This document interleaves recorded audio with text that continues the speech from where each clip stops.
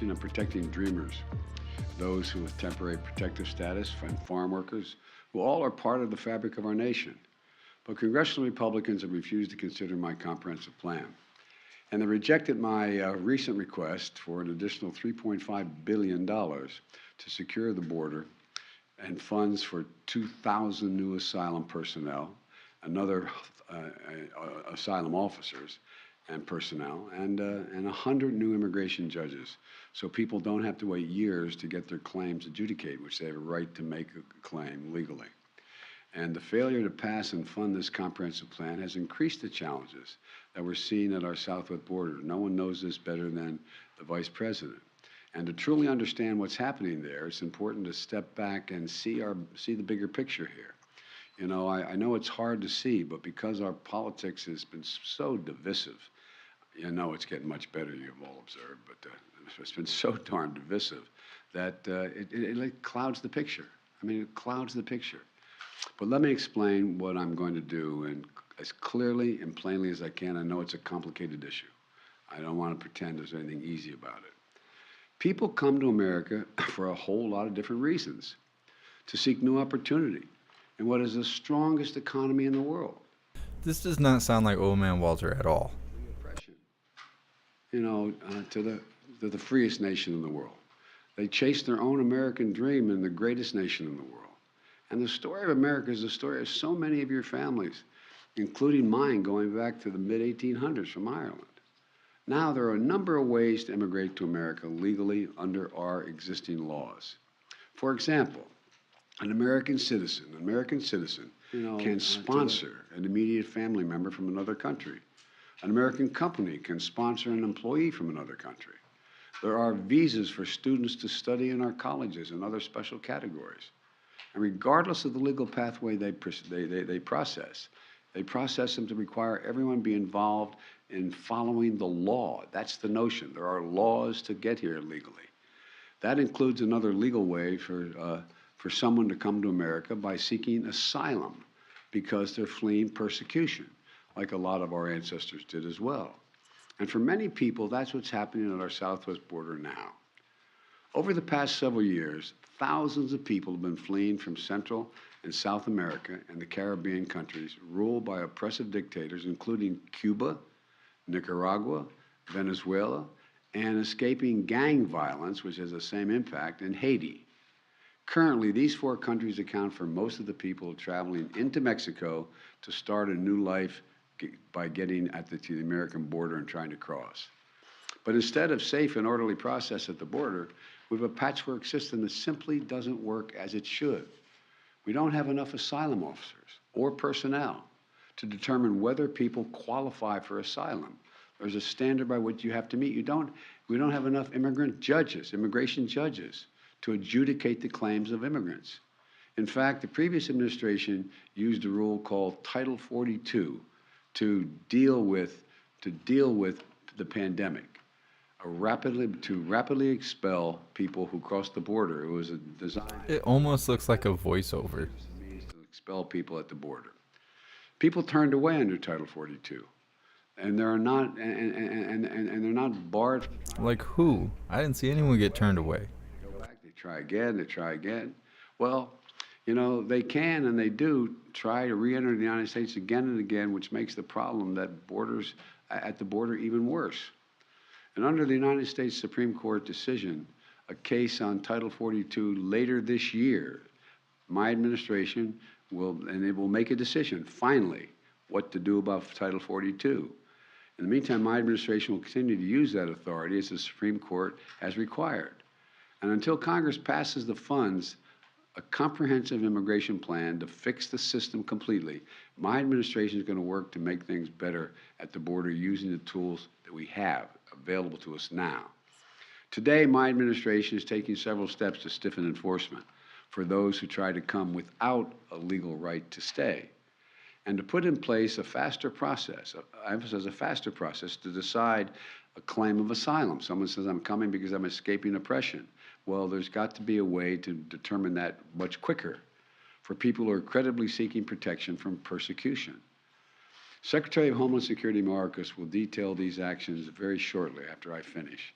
at Homeland Security. But here's one significant step we're taking. Over the summer, we saw a huge spike in the number of Venezuelans traveling through Mexico and attempting to enter the United States without going through our legal processes. We responded by using ensuring that there are two safe and lawful ways for someone leaving the country to come to America. That was one of the reasons you were proposing. First, if they're seeking asylum, they can use an app on their cell phone called CBP1, O-N-E, CBP1, O-N-E. That's it. You're assuming they can't stay in their country, but they have cell phones? Is assuming they have cell phones racist, kind of like requiring an ID to cast who you want to speak for you as we the people? Qualify. Cell phones are racist now. In October, we worked with the Mexican government to launch a new parole program. There's another program called, you all know it, but the public may not, called the parole program, that immediately showed results by reducing the number of people crossing the border unlawfully. The way this parole program works, one must have a lawful sponsor here in the United States who agrees to sponsor you to get here.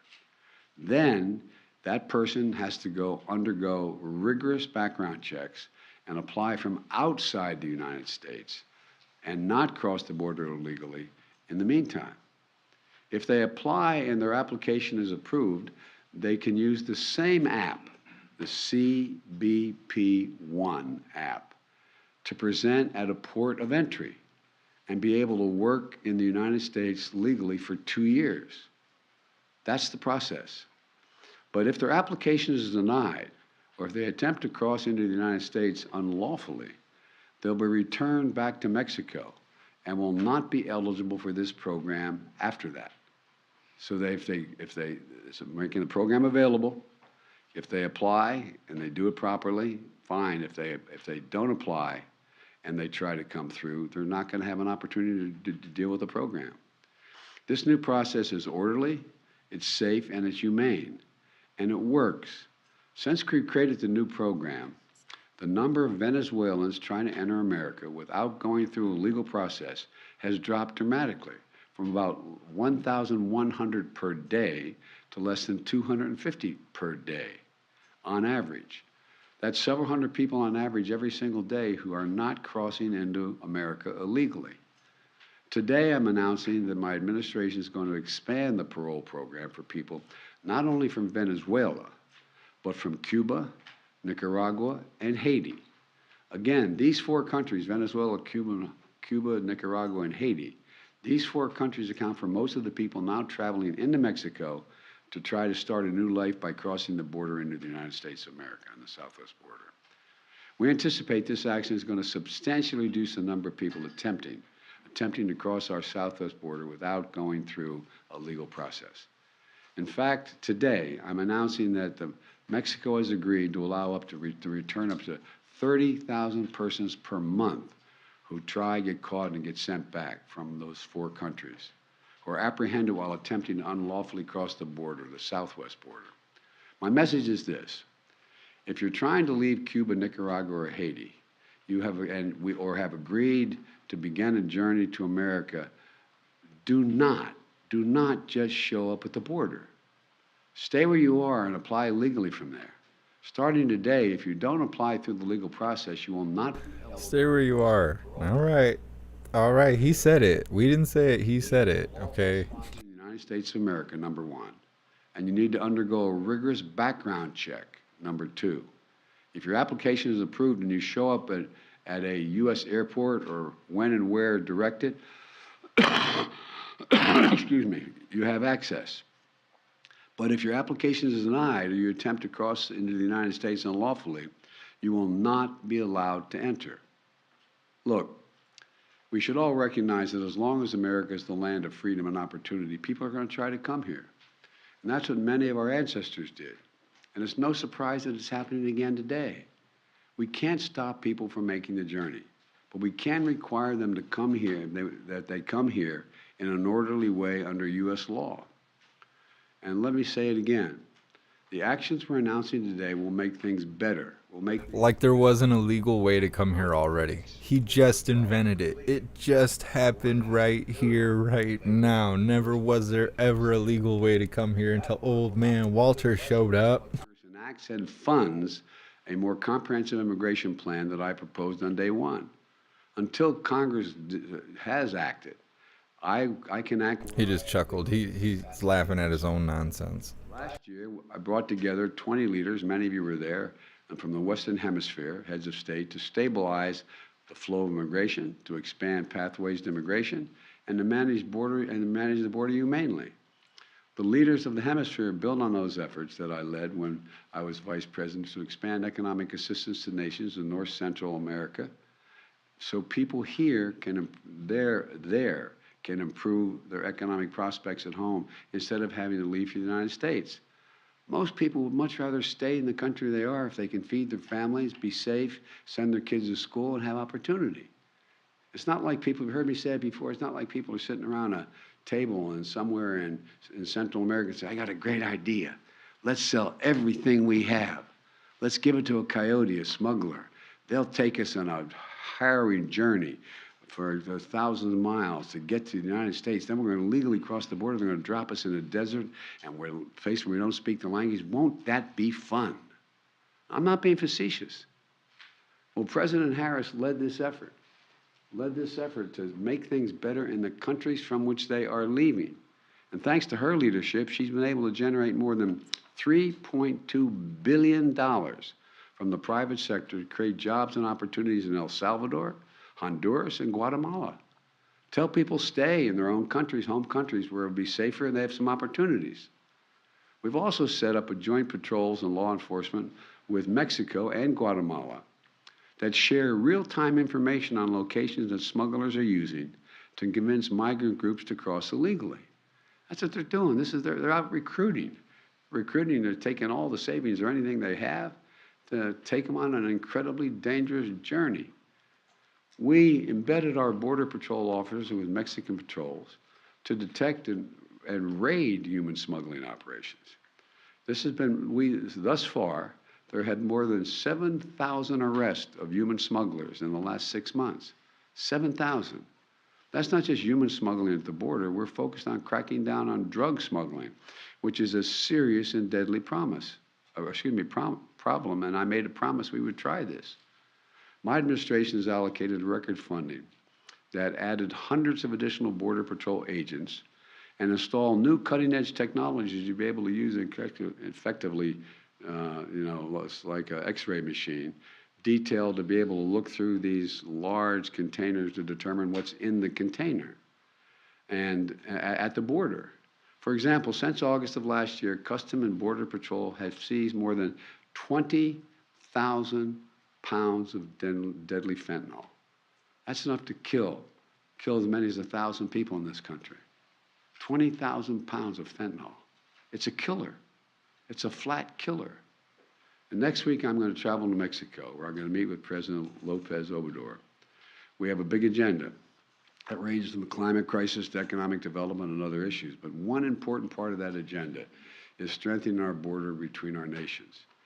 And I will visit the border myself this Sunday in El Paso to assess border enforcement operations, meet with the local officials and community leaders and the folks at the border sending me what they need that they don't have, and make it public what they conclude they need they don't have to try to convince my Republican colleagues they should do something. And I know that migration is putting a real strain on the borders and on border communities. They can't do anything but that. We're going to get these communities more support. And I want to thank all the nonprofits, the faith groups, the community leaders, and other volunteers who will make sure that vulnerable immigrants have what they need to survive, whether it's food, warm clothing, shelter, medical care, right after their arrival.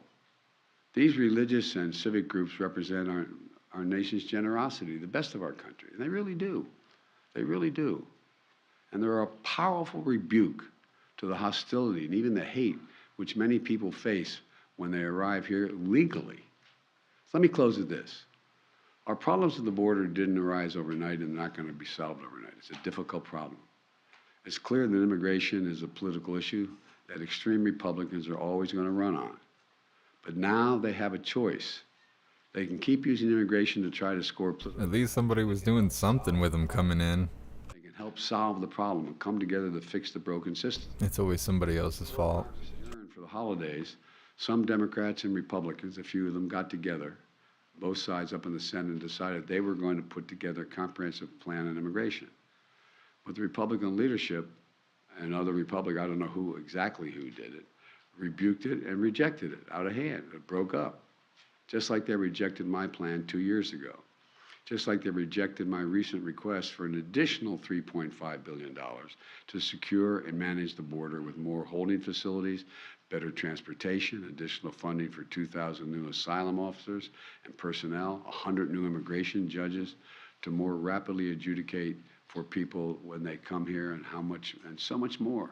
Think about it. I mean, if this were something, if we had to have 100 more immigration officers to see to it that we're able to import something we needed very badly, it wouldn't take very much time to get it, would it? It'd be real done. Or conversely, if there are criminal gangs coming into the nation, or but if they were coming here, they'd be here already. This many people just walking in, getting free cell phones and Michael Jordan jersey. We need more resources to secure the border. Yet again, extreme Republicans have said no. Many Republicans agree we should do something. But it's time to stop listening to their inflammatory talk. It's time to look at their record. As I've always done when I'll sit down with anyone who in good faith wants to fix our broken immigration system. And it's hard. It's hard on the best of circumstances.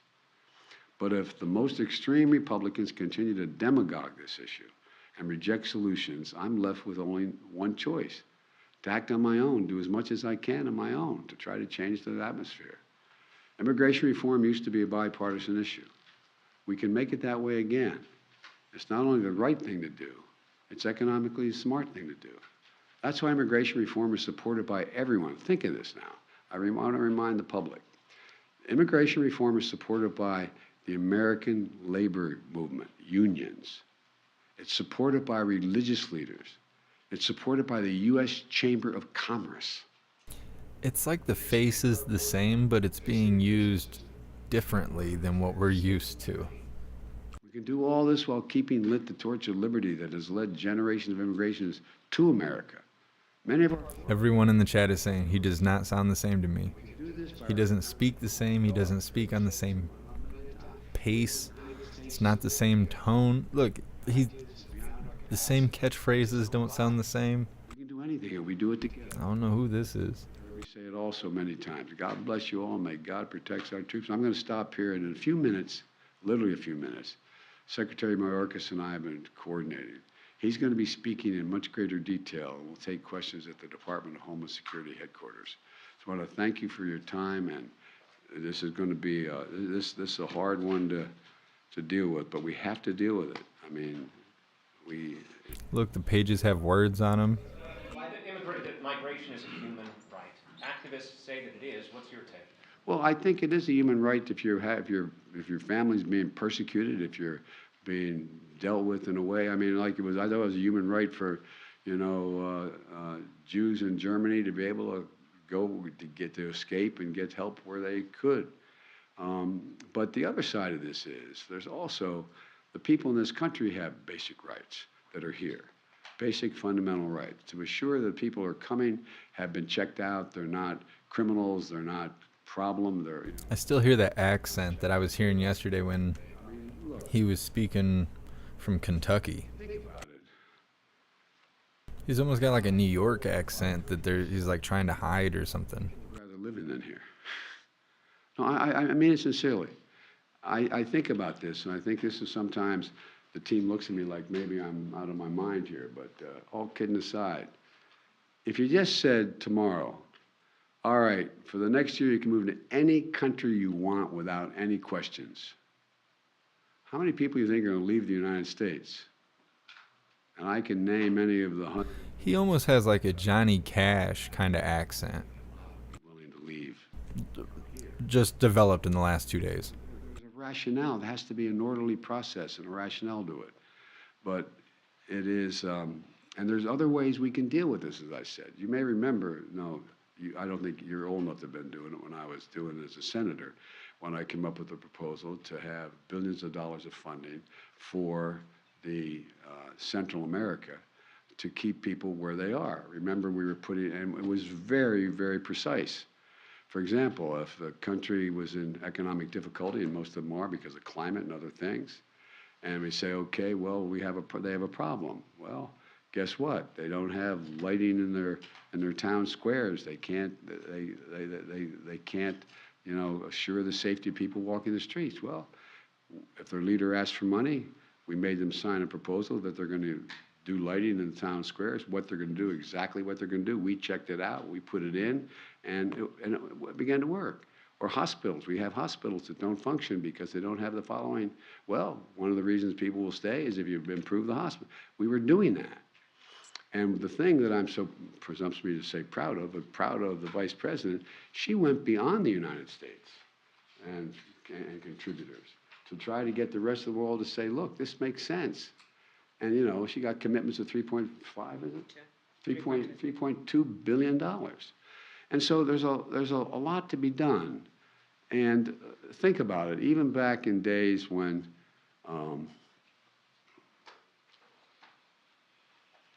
it's so easy to demagogue this issue.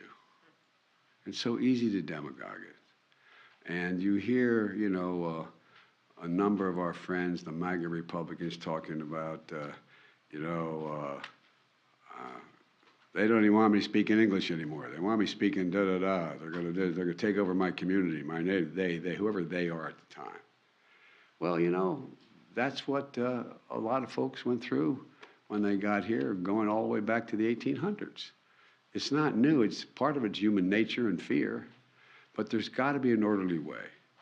And I know we can make it much, much better. Mr. President, why did you decide that now is finally the right time to visit the southern border? Republicans have been calling on you to do this since the beginning. Because Republicans haven't been serious about this at all. Come on. They haven't been serious about this at all. I wanted to make sure that I knew what the outcome, at least the near outcome, was on Title 42 before I went down. We don't have that yet, so I had to operate. I don't like Title 42, but it's the law now. He seems more conscious and awake than I've ever seen him before. Particularly insightful about this. Title 42 is going to go away. They give him the new sauce. Those are new Molly Ranchers he's on. And then we're going to have to use Title 8. 8, right? Am I right? Yeah, Title 8. 8, 9. And see, look, recalling thing. What about the thing? Now his recall works. Something's going on. It's weird.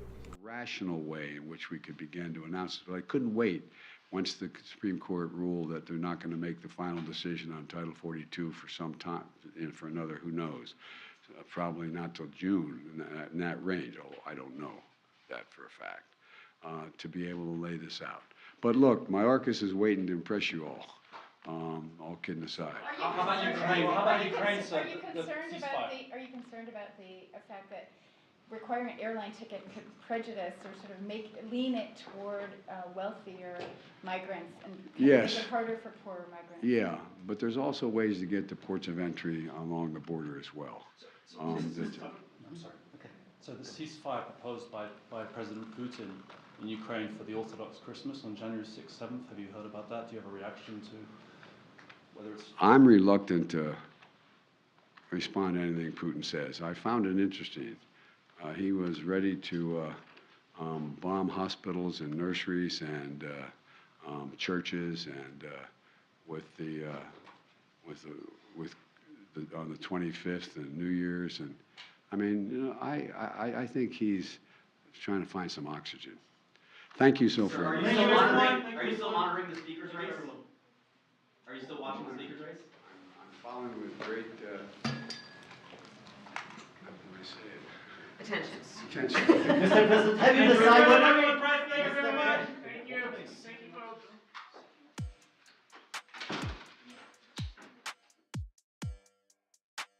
Well, that was super weird. That did not seem like the old man Walter vibes we're used to. That was super weird. Thank you so much, WMM, for continuing the membership program for 16 months. You're officially a hooligan. I appreciate you. I cannot celebrate at T-Bell today. I will not have any free time till like 8:30 tonight. I am on a very tight schedule all day today. All right, hooligans. Let's get ready for the Pledge of Allegiance, and then we're going to wrap this up. And then in 40 minutes or so, we're going to go live, and we're going to do Coffee with Hooligans. I don't have anything planned at this moment. I will search and see if there's anything going on. But the main event is we're going to do the Christmas unboxing for all the packages we have over here. And there's some over there, some everywhere. So we're going to do the unboxing at 1 p.m. for Coffee with Hooligans. We'll see if we can squeeze some news in there. We'll see how it goes. But let's get ready for the Pledge of Allegiance.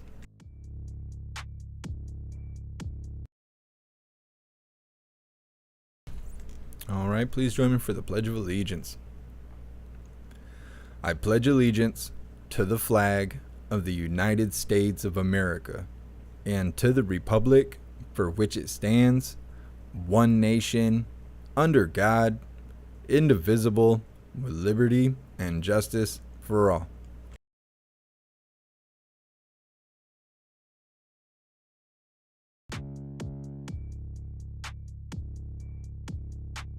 Read through the chat really quick. Yeah, I appreciate you guys being here. It was the weirdest live.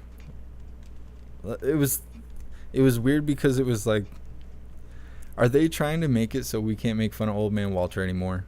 Are they trying to make it like he's not the foolish old man anymore? Are we 2 years in and now the next 2 years out, they're going to try and eliminate the old fool that we've been looking at for 2 years and try to make him some stand-up, literate, I don't know, human with a brain? Is that what's going to happen now? Are they changing the character of Old Man Walter as we know it? Something weird's happening.